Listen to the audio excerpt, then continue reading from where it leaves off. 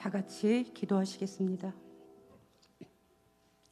우주 만물을 창조하시고 운행하시는 하나님, 우리를 구원해 주시고 자녀 삼아 주심으로 이 시간 예배의 자리로 인도하심을 감사합니다.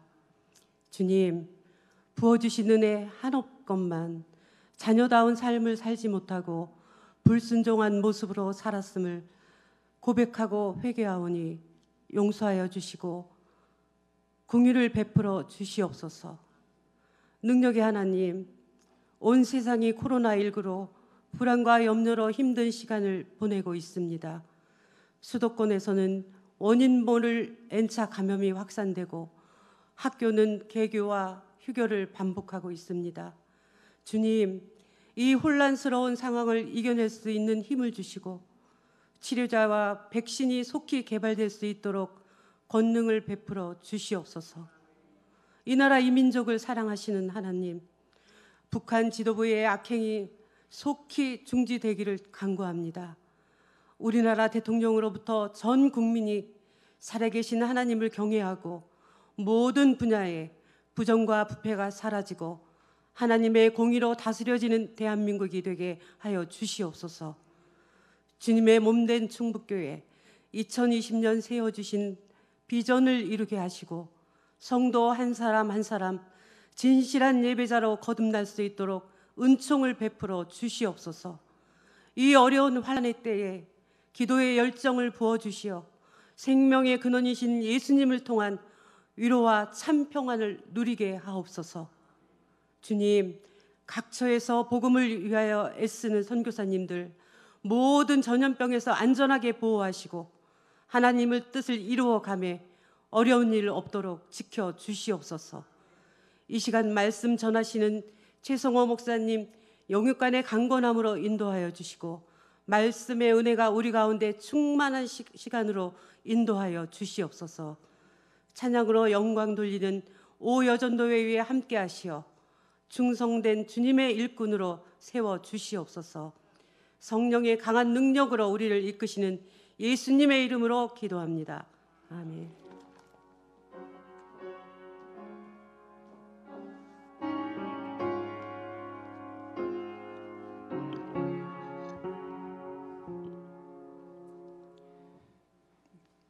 하나님 말씀 신약 성경 마가복음 1장 9절에서 11절까지 말씀입니다.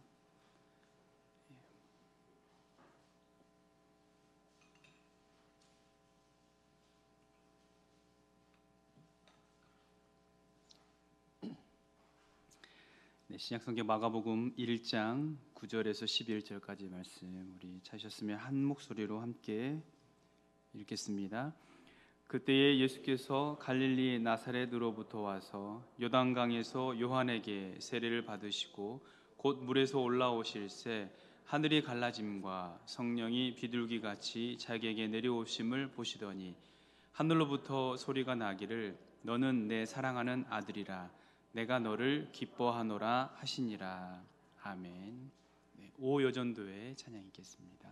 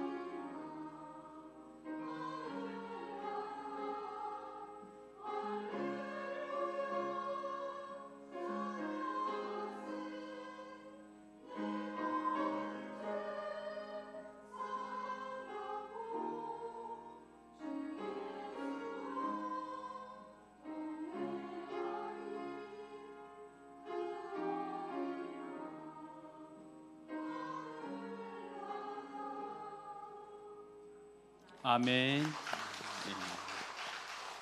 네, 귀한 찬양 감사드립니다. 오늘 마가복음 1장 9절에서 11절까지 말씀을 가지고 세례 받으신 예수님이라는 제목으로 예수님의 세례 사건에 대해서 함께 말씀을 나누기를 원합니다. 예수님의 세례 사건은 역사적인 그리고 실제 사건입니다. 그것을 어떻게 알 수 있을까요?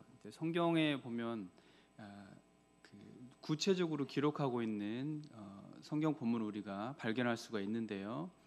예수님이 공생애를 시작하시기 전에 세례를 받으신 사건은 이 공관복음 마태, 마가, 누가 이 세 복음서에 모두 기록되어 있습니다.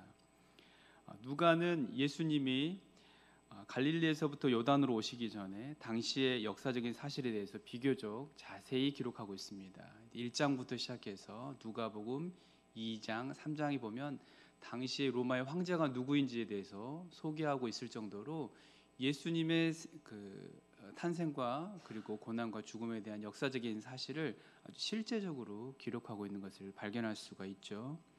우리가 성경을 볼 때 마태, 마가, 누가를 공관복음서라고 부르잖아요. 그거는 여러분 잘 아실 거예요. 이 공관복음이라고 하는 단어는 같은 사건을 마태, 마가, 누가가 어떤 각각의 다른 관점과 신학적 사유 그리고 목적을 가지고 기록한 반면에 이 세 개를 우리가 함께 놓고 본다. 그래서 공관복음 이렇게 이야기하는 것입니다. 같은 관점이 아니라 함께 본다라고 해서 공관복음서 이렇게 이야기할 수 있습니다. 이 세 가지 같은 사건을 세 성경을 함께 보면서 우리가 성경을 살펴가면 훨씬 더 성경을 이해하는 데 도움이 될 것입니다. 누가복음 3장 1절에 이렇게 말씀하고 있어요. 디베료 황제가 통치한 지 15해 곧 본디오 빌라도가 유대의 총독으로 헤롯이 갈릴리 분봉왕으로 이렇게 이 등등의 기록하고 있는 것을 볼 수 있는데요. 로마의 초대 황제가 누구냐면 누가복음 2장 1절에 보면 가이사 아구스도라고 기록하고 있습니다. 즉 아우구스투스 로마의 초대 황제이죠. 이 디베료는 그를 이어서 로마의 2대 황제로 등극한 티베리우스 황제를 가리키고 있습니다. 그러니까 그가 재위한 지 15년 되던 해가 AD 26년이에요. 그러니까 예수님이 BC 4년에 출생을 했다고 보면 AD 27년에 공생애를 시작해서 예수님이 3년간 공생애를 시작하시고 AD 30년에 고난과 또 부활, 승천을 하셨습니다. 그래서 누가복음 3장 23절에 보면 예수님의 나이가 30살쯤 되었더라 이렇게 기록하고 있는 것을 보면 예수님이 분명한 역사적인 인물임에 틀림없다라는 것을 우리는 다시 한번 확인할 수가 있습니다. 이어서 세례받으신 사건 또한 분명한 역사적 사실이라는 것을 우리에게 알도록 그렇게 상세하게 기록하고 있습니다. 마가복음은 짧게 이 세례 사건에 대해서 기록하고 있지만 오늘 이 마가복음에 나타난 이 짧은 세례 사건을 통해 그 안에 담겨져 있는 깊은 의미를 함께 발견할 수 있기를 원합니다. 그리고 발견함과 동시에 우리는 과연 그러면 예수님의 세례 사건과 나와는 어떤 상관이 있는가, 나는 어떤 신앙 고백을 하며 살아가야 할 것인지 깨닫는 귀한 시간이 되기를 바랍니다. 오늘 말씀의 이해를 돕기 위해서 각 복음서에 기록된 이 세례 사건을 좀 더 알기 쉽게 번역한 이 세번역 성경을 좀 소개하고자 합니다. 먼저 마가복음 1장 9절에서 11절 말씀을 자막으로 한번 띄워주시겠어요? 오늘 읽은 본문 말씀입니다. 그 무렵에 예수께서 갈릴리 나사렛으로부터 오셔서 요단강에서 요한에게 세례를 받으셨다. 예수께서 물속에서 막 올라오시는데 하늘이 갈라지고 성령이 비둘기같이 자기에게 내려오는 것을 보셨다. 그리고 하늘로부터 소리가 났다. 너는 내 사랑하는 아들이다. 내가 너를 좋아한다. 세번역 성경입니다. 마태복음 3장에도 똑같은 세례 사건이 좀 길게 소개되고 있는데요. 마태복음 본문을 좀 보실까요? 마태복음 본문을 우리 함께 읽도록 하겠습니다. 그때에 예수께서 요한에게 세례를 받으시려고 갈릴리를 떠나 요단강으로 요한을 찾아가셨다. 그러나 요한은 내가 선생님께 세례를 받아야 할 터인데 선생님께서 내게 오셨습니까? 하고 말하면서 말렸다. 예수께서 그에게 말씀하셨다. 지금은 그렇게 하도록 하십시오. 그렇게 하여 우리가 모든 의를 이루는 것이 옳습니다. 그제서야 요한이 허락하였다. 예수께서 세례를 받으시고 곧 물에서 올라오셨다. 그때에 하늘이 열렸다. 그는 하나님의 영이 비둘기같이 내려와 자기 위에 오는 것을 보였다.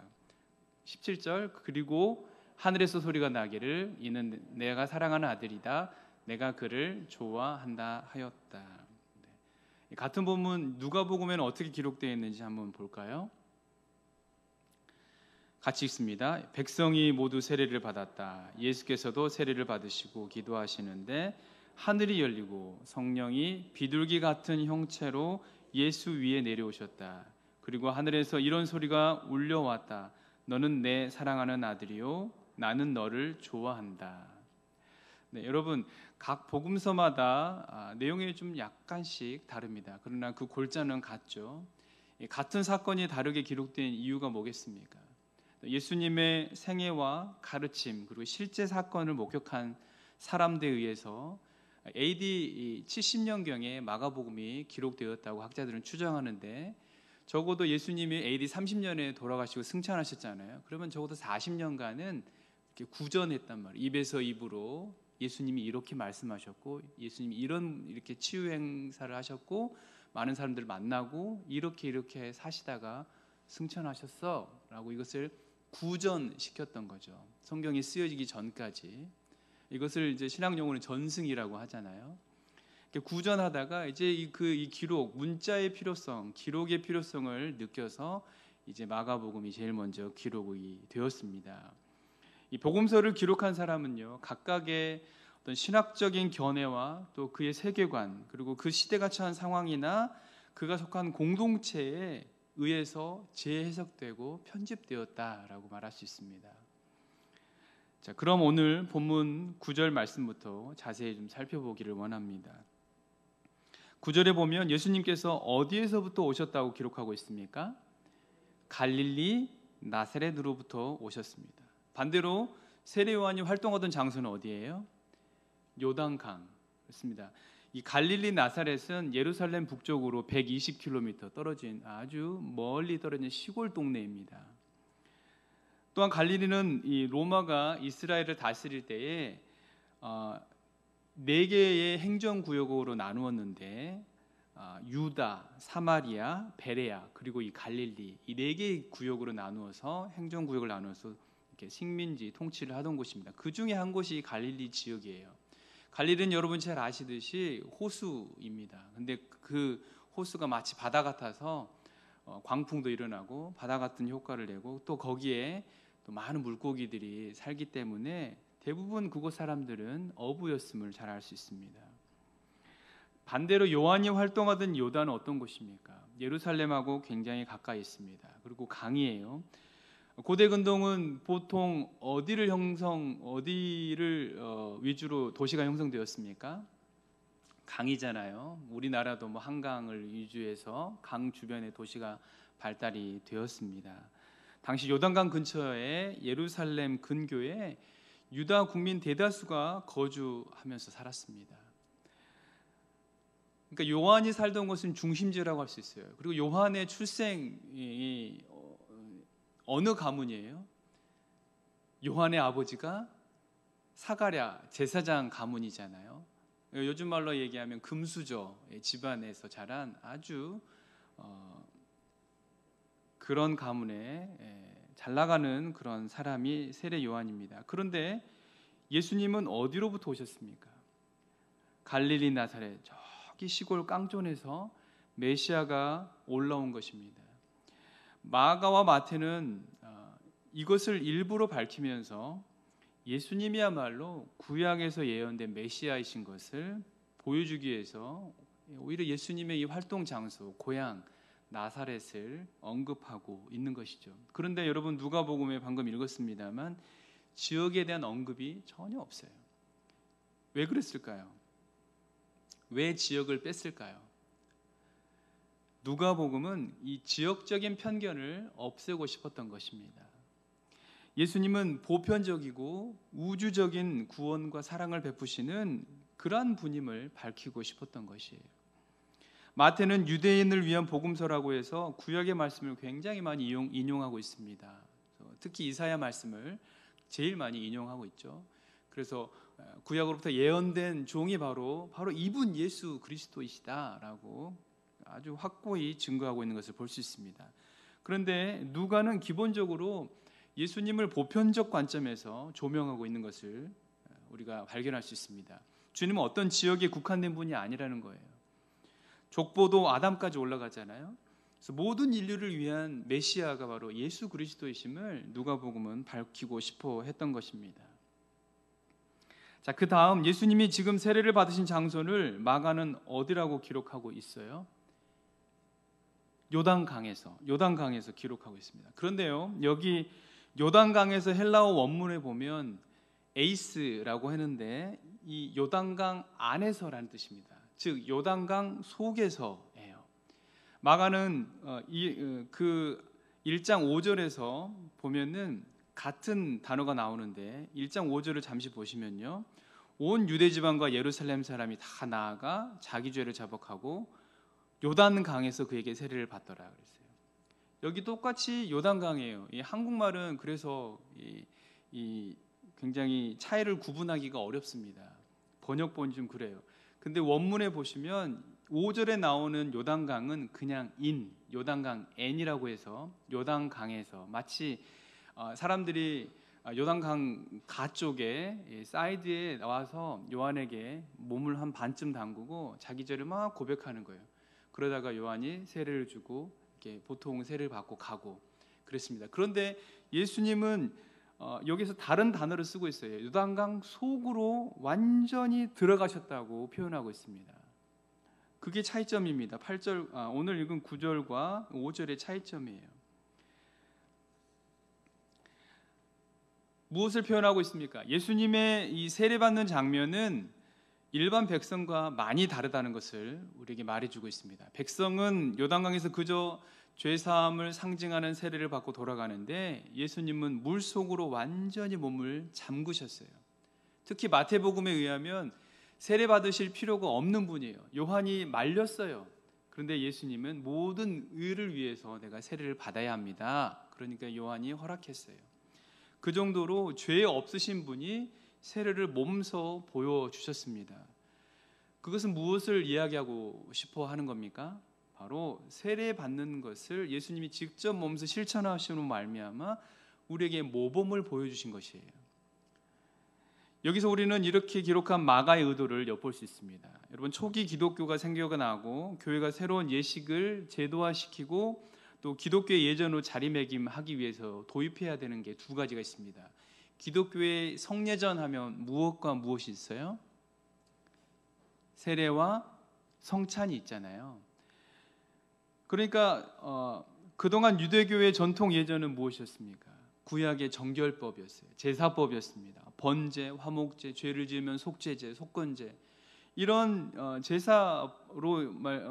제사법으로 자신의 죄를 고백하고 사함받는 그런 구약 시대의 그 전통 제사에 익숙해 있던 사람들입니다. 그런데 이제 기독교가 생겨나고 예수님으로부터 새로운 시대가 열렸잖아요.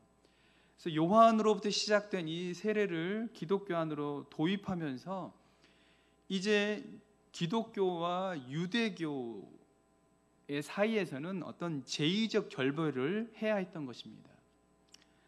그래서 강력한 기독교 예전이 필요했던 거예요. 세례와 성찬을 정착시키려면 어떻게 세례와 성찬이 이루어져야 하는 것인가를 교회 공동체에 알려줄 필요가 있었습니다.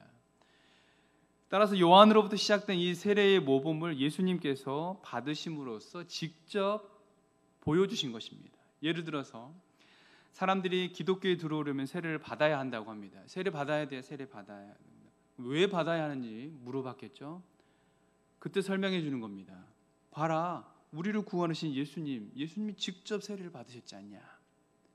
이런 것들을 나타내 주기 위해서였습니다. 마가복음을 위에서 숲을 보듯이 살펴보면요, 두 가지를 크게 강조하고 있는데 하나는 세례, 하나는 성찬으로 마무리하고 있습니다. 세례로 시작해서 성찬으로 마무리하고 있는 것을 볼 수 있어요. 그만큼 초기 교회 공동체 안에 이 유대교의 제사법과 완전히 다른 새로운 성례전으로서 세례와 성찬은 굉장히 중요한 의미를 갖고 있었다는 것입니다. 그렇다면 죄 없으신 예수님이 왜 세례를 받으셨겠습니까? 어떤 의미에서 세례를 이해해야 합니까? 우리는 이것을 로마서에서 바울 사도가 친절히 설명해 주고 있는 것을 발견할 수 있습니다. 우리 로마서 6장 3절과 4절을 찾아보겠습니다. 우리 자막으로 준비되어 있는데요. 같이 읽어보겠습니다. 무릇 그리스도 예수와 합하여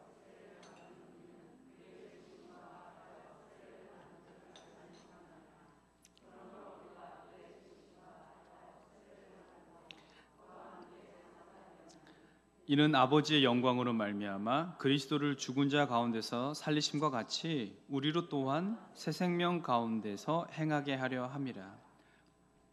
아멘. 네, 이 세례를 받아서 그리스도 예수와 하나 된 우리는 세례를 받을 때 그와 함께 죽었다 그랬어요. 장사되었나니 그와 함께 물속으로 가라앉을 때 나도 함께 죽는다는 거예요. 세례를 예수님의 죽음과 연결시키고 있습니다. 또한 물속에서 나올 때 예수님과 함께 다시 사는 거예요. 새로운 존재가 되는 것입니다. 이게 세례의 진정한 의미예요. 여기서 세례의 모범이 되신 예수님의 세례가 어떤 의미인지 우리에게 자세히 알려주고 있잖아요. 세례를 받을 때 예수님과 더불어 물속에 들어가면서 주님, 내가 주님과 함께 죽겠습니다. 죽습니다라고 물속으로 들어가는 거예요. 내가 죽는 건 누가 죽는 거예요? 나의 옛사람이 죽는 거잖아요. 나의 옛사람이 과거의 모습, 과거의 잘못, 과거의 어떤 행위, 과거의 나의 모든 어떤 그 삶의 행적들을 다 주님 이 세례를 받을 때 함께 죽는 것입니다. 그리고 예수님이 물에서 나오실 때처럼 세례를 받고 나오면서 완전한 새 사람이 되는 것을 의미한다고 바울 사도는 친절하게 설명해 주고 있어요. 이것을 우리 성령 세례라고 표현하고 있습니다. 다시 얘기해서 이 성령 세례는 나의 옛 자아가 죽고 새로운 전인격적인 변화가 일어난 새 사람이 된다는 것을 의미합니다. 성령 세례는 어떤 강한 능력이 임하고 어떤 현상이 일어나고 이런 것들을 의미하는 게 아니라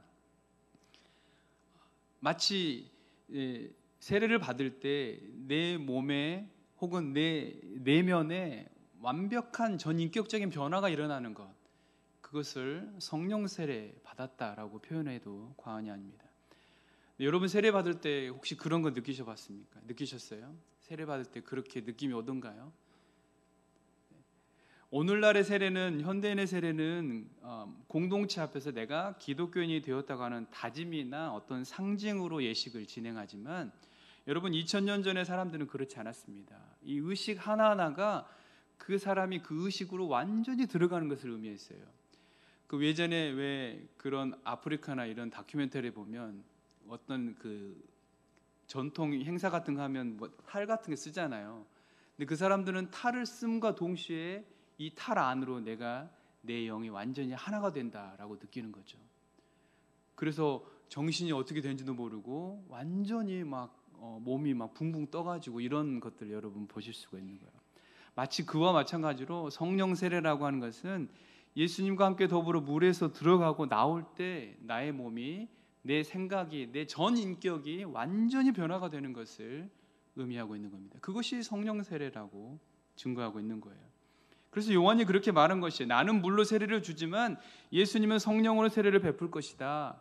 즉 전인적인 변화를 경험한 것이야말로 성령 세례를 받았다는 의미로 받아들일 수 있는 것입니다. 말로만 선언하는 것이 아니라 내 삶에 존재론적인 변화가 일어나는 것을 경험할 때 우리는 성령 받은 것이다 라고 증거할 수 있겠습니다. 자, 그 다음에 예수님의 세례를 받고 올라오시는데 무슨 현상이 일어납니까? 여러분 찾아보세요. 10절에 물에서 올라오니까 하늘이 갈라졌다고 그랬어요. 하늘이 갈라졌어요. 마태복음과 누가복음 하늘이 열렸다라고 기록하고 있어요. 여러분 이 마가복음에 이 하늘이 갈라졌다라고 헬라어 원문에는 아주 재밌는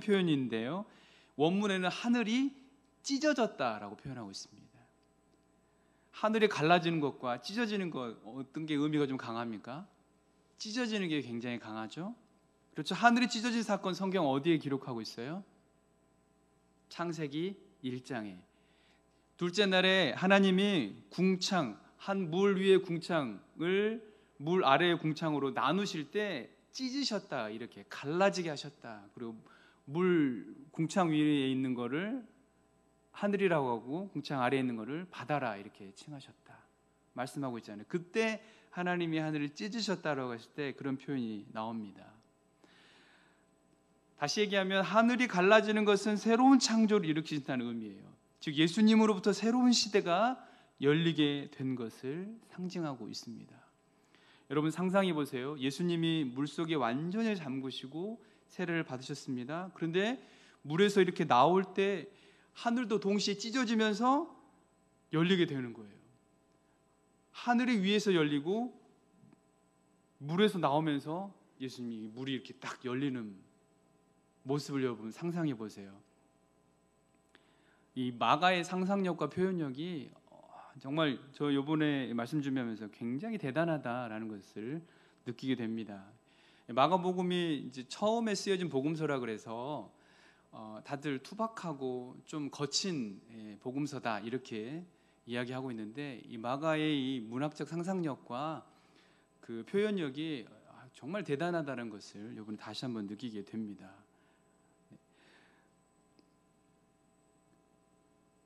그런데 누가는 세례에 대해서 별다른 설명이 없어요. 아까도 읽었지만 그냥 세례를 받으셨고 하늘이 열려서 하나님의 음성이 들렸다, 그렇게만 기록하고 있습니다. 한 가지 특이한 것은 마태나 마가는 세례받고 올라올 때 성령이 강림하는데 누가복음에는 세례받고 어떻게 할 때 하늘이 열리고 성령이 강림했다고 이야기하고 있습니까?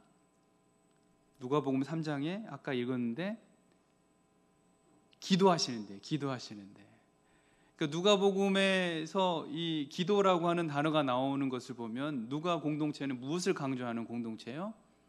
기도하는 공동체를 강조하는 복음서다라고 우리가 알 수 있는 것이죠. 그런데 하늘에서 뭐가 내려온다고 말하고 있습니까? 바로 성령이 내려온다고 말합니다. 재미있는 것은 우리 성경에는 성령이라고 번역했지만 이 마가복음 원문에는 그냥 영이라고 기록하고 있어요.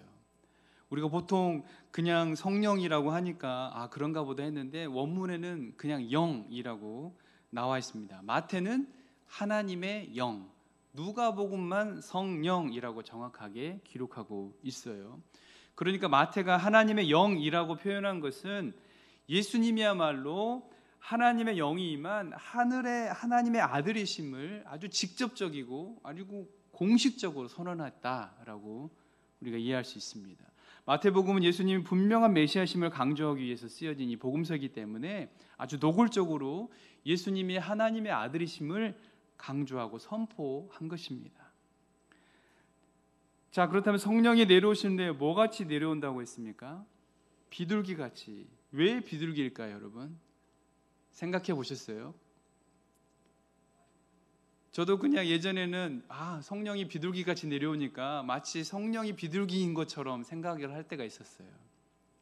이 비둘기가 상징하는 게 뭘까요? 대부분 다 평화, 평화를 상징한다고 이야기하죠. 그렇습니다. 여러분 비둘기가 언제 굉장한 역할을 합니까? 창세기에서 창세기 6장 7장에서 노아의 홍수 때 제일 먼저 노아가 이제 물이 그치니까 뭘 내보내요? 까마귀 내보내죠. 까마귀 내보냈는데 까마귀가 찾을 때 이렇게 정착하지 못하고 다시 돌아옵니다. 두 번째 비둘기를 내보내잖아요. 근데 비둘기도 처음에 다시 돌아와요. 그리고 또 보내는 게 무슨 새였어요? 비둘기. 두 번째도, 세 번째도 비둘기 내보냈어요. 그때 비둘기가 뭘 물고 옵니까? 감람나무, 올리브 잎사귀를 물고 와요. 그리고 네 번째 또 비둘기를 내보냅니다. 그때 비둘기가 돌아옵니까? 안 돌아옵니까? 그렇지, 안 돌아오죠. 정착했다는 거예요. 그것을 확인하고 문을 열고 나온 겁니다. 그러니까 비둘기는 예전에 우리 조선시대나 그 이전 세대에도 전서구라고 불렀잖아요. 전서구. 편지를 전하는 새라고 해서 전서구. 우체부 역할을 했잖아요. 그처럼 성령이 비둘기같이 내리면서 이 비둘기를 상징하는 것이 바로 하나님의 메신저를 상징하기도 합니다. 처음에는 평화 그리고 새로운 세계를 상징하기도 하지만 불투만이라고 하는 신학자는 비둘기가 신적 능력을 상징한다 이렇게 해석하기도 했어요. 어쨌든 성령이 임하실 때 비둘기같이 강림하신 것을 시각적으로 표현한 것이라고 이해하시면 좋겠습니다. 예수님은 이 물세례와 성령 세례를 동시에 받으심으로써 완전한 세례의 모범이 되신 것입니다. 이제 마지막으로 살펴볼 말씀은 예수님이 세례를 받고 올라오시는데 하늘에서 성령이 비둘기같이 내리면서 뭐가 들렸다고 말씀합니까? 11절에 소리예요. 그렇습니다. 어떤 소리요? 너는 내 사랑하는 아들이라 내가 너를 기뻐하노라. 여러분, 이 소리하면 어떤 생각이 드십니까? 문자가 보편화되지 않았던 이 시대에 소리에 대한 인식은 남달랐어요. 그래서 하나님의 존재가 바로 이 소리로 나타난 것이죠. 우리가 당시 예수님이 세례를 받으신 이 강가에 있었다고 여러분 생각해 보시기 바랍니다. 마치 하늘에서 천둥 같은 소리가 들리면 얼마나 무섭고 공포스러웠을까요? 고대 근동 사람들은 이 소리에 대한 공포와 두려움이 있었습니다. 그래서 문자가 발달되지 않던 이 사회에 하나님의 존재가 소리를 통해 등장하게 되는데 이 사건은 그들에게 엄청난 충격과 각인을 가져올 수 있는 거예요. 근데 이 마가복음과 누가복음에는 하늘에서 소리가 나긴 났는데 어떻게 나왔냐면 너는 이라고 기록합니다. 마태하고 달라요. 그 소리를 아직까지는 그래도 예수님만 들은 거예요. 너는 내 사랑하는 아들이라 내가 너를 기뻐하노라 그랬으니까. 그런데 마태복음에는 뭐라고 기록되어 있습니까? 이는 내 사랑하는 아들이라 이렇게 말씀하고 있어요. 여러분, 너는과 이는의 차이가 무엇입니까?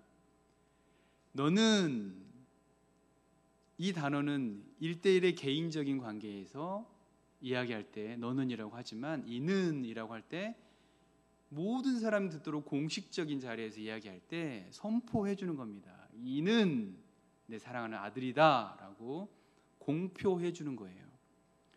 그러니까 너는이라고 말을 했을 때 적어도 당시에 공생애를 시작하기 전에 예수님이 하나님의 아들이신 것을 스스로 깨달으신 것이다. 그래서 어떤 주석에는 예수님만 들었던 내적 울림 혹은 내적 자각이라고 해석하기도 했습니다.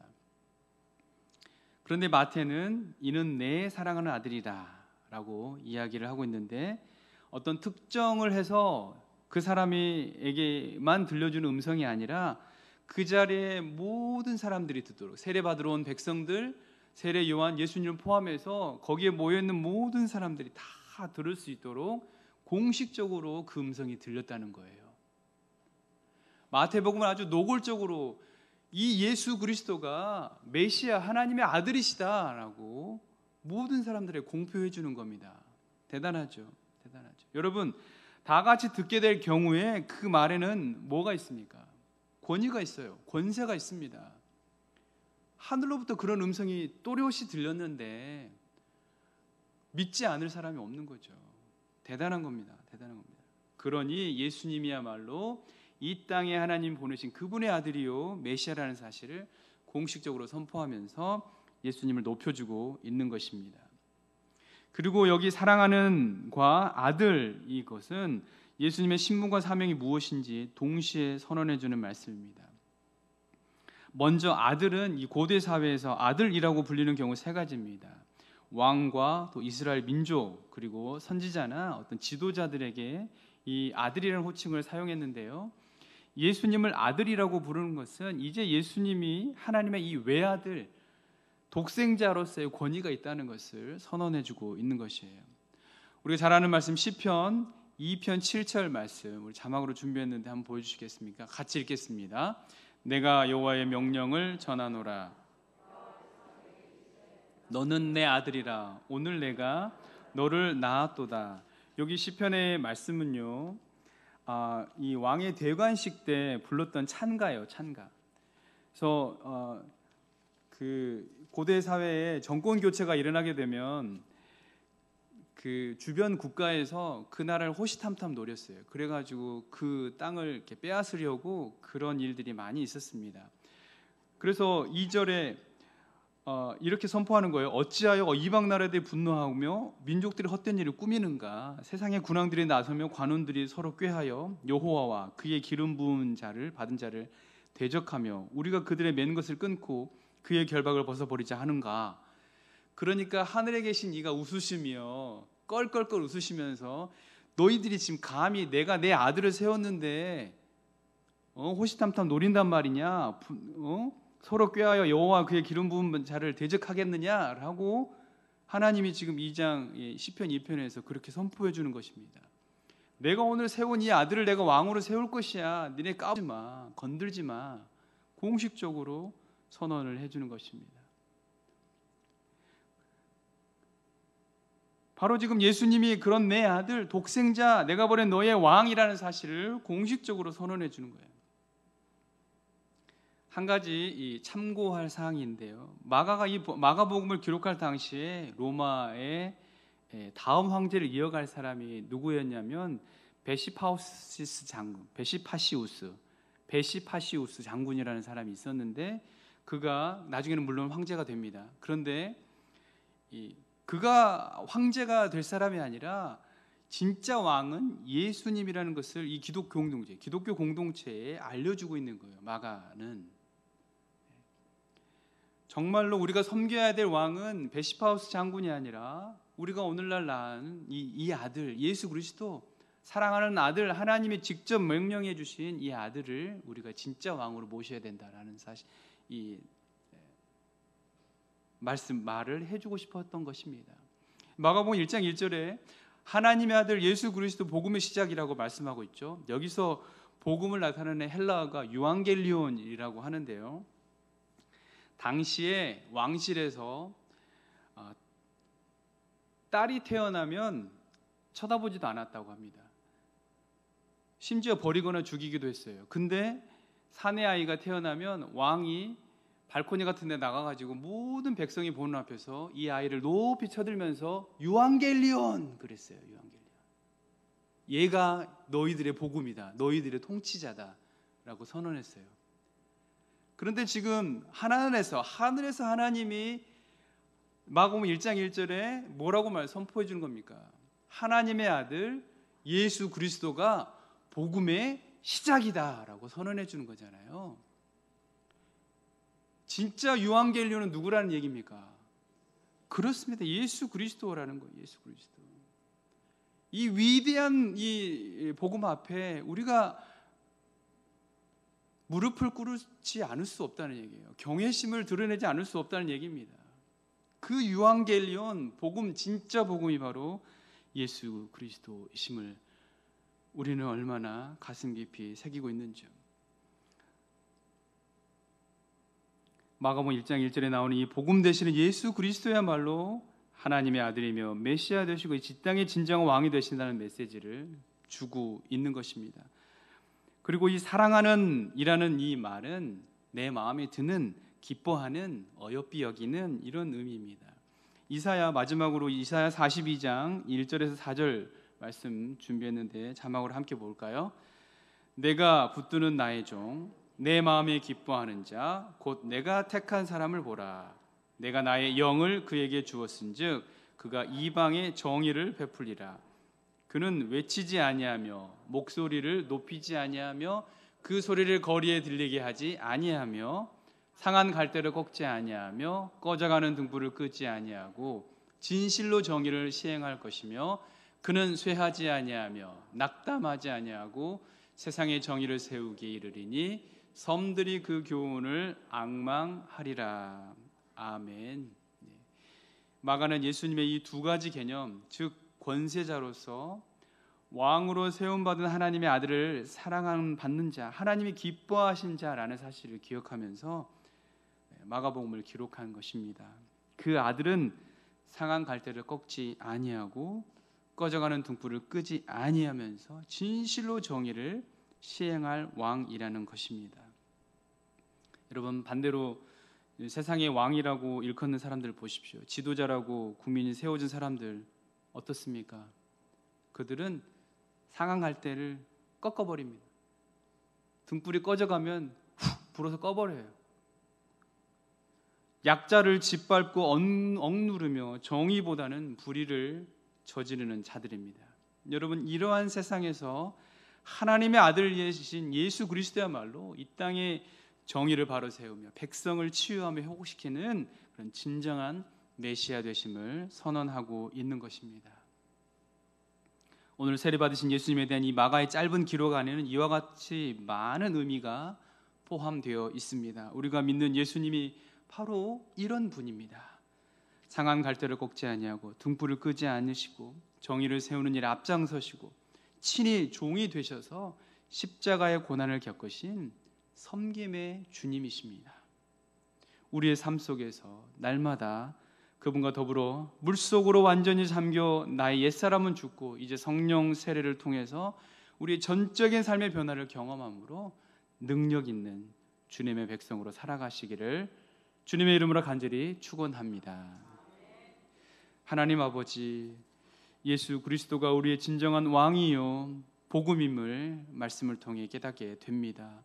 하나님 아버지, 우리가 세례에 대해서 깊이 있게 다루어 봤는데 하나님 아버지, 내가 성령 세례를 받았는지 다시 한번 내 삶의 전적인 변화, 전인격적인 변화, 이 존재론적인 변화가 일어났는지 다시 한번 주 앞에 기도하며 나아가게 하시고 다시 한번 주님과 더불어 나의 삶을 점검하며 주님이 그렇게 하셨던 것처럼 나의 옛 자아가 죽고 이제는 새로운 새 인격의 삶으로 살아갈 수 있도록 도와주시옵소서. 성령님 그렇게 이끌어 주시옵소서. 우리 그래서 많은 사람들 앞에 예수 그리스도가 진정한 우리의 왕이고 메시아 되심을 선포하는 삶을 살게 하옵소서. 예수님 이름으로 기도드립니다. 아멘.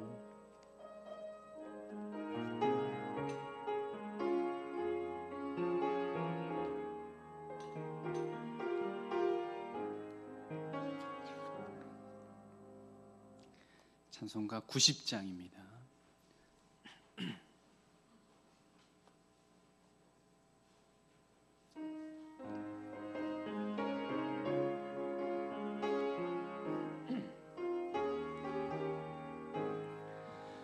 주 예수 내가 알기 전 날 먼저 사랑했네.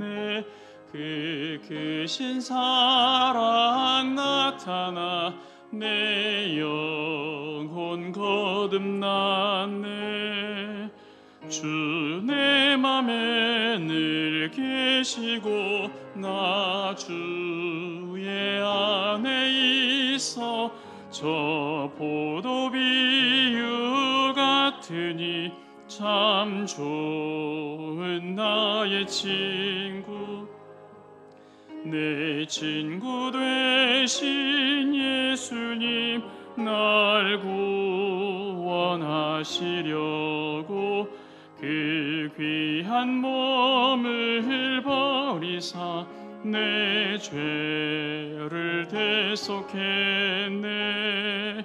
나 주님을 늘 믿으며 그 손을 의지하고 내 몸과 마음을 바쳐서 끝까지 충성하리. 내 진실하신 친구여 그 은혜 내려주사 날 항상 보호하시고 내 방패 되옵소서. 그 풍성한 참 사랑을 네 능히 끈을 쏘냐 날 구원하신 예수는 참 좋은 나의 친구. 아멘. 제가 예물을 위해서 기도하고 주기도로 수요예배 마치겠습니다. 하나님 아버지, 오늘 주신 말씀을 기억하며 매일매일 승리하는 삶을 살게 하옵소서. 주님이 우리의 주님이신 걸 다시 한번 감사합니다. 우리가 주님을 떠나서는 한시도 살아갈 수 없는 존재인 것을 다시 한번 고백합니다. 우리를 성령 세례를 통해 존재론적인 변화를 이끌어 주신 하나님을 찬양합니다. 내 인격이 바뀌고 내 삶 전체가 바뀌는 귀한 경험을 살게 하옵소서. 그렇게 살아감으로 모든 세상 사람들에게 예수 그리스도가 메시아 되심을 다시 한번 선포하며 다시 오실 예수 그리스도 그분을 기대하며 기다리며 주님의 놀라운 이름을 모든 만방에 선포하며 살아가는 우리 모든 성도들 되게 하여 주시옵소서. 귀한 예물을 드리는 손길 기억하여 주시고 하나님 아버지, 이 손길을 통하여 아버지 많은 하나님의 역사가 이루어지길 원하며 또 하나님 그 가정에 귀한 하나님의 기도 제목들이 있는 줄 압니다. 주께서 들어 응답하여 주시고 하늘의 신령한 것과 땅에 기름진 것으로 가득 채워 주시옵소서. 아버지, 또 고난 중에 있는 성도들 주께서 기억하여 주시되 그 마음을 위로하여 주시고 속히 극복할 수 있도록 성령 하나님 도와 주시옵소서. 이 모든 말씀을 예수님의 이름으로 기도드립니다. 아멘. 하늘에 계신 우리 아버지, 아버지의 이름을 거룩하게 하시며 아버지의 나라가 오게 하시며 아버지의 뜻이 하늘에서와 같이 땅에서도 이루어지게 하소서. 오늘 우리에게 일용할 양식을 주시고 우리가 우리에게 잘못한 사람을 용서하여 준 것 같이 우리 죄를 용서하여 주시고 우리를 시험에 빠지지 않게 하시고 악에서 구하소서. 나라와 권능과 영광이 영원히 아버지의 것입니다. 아멘.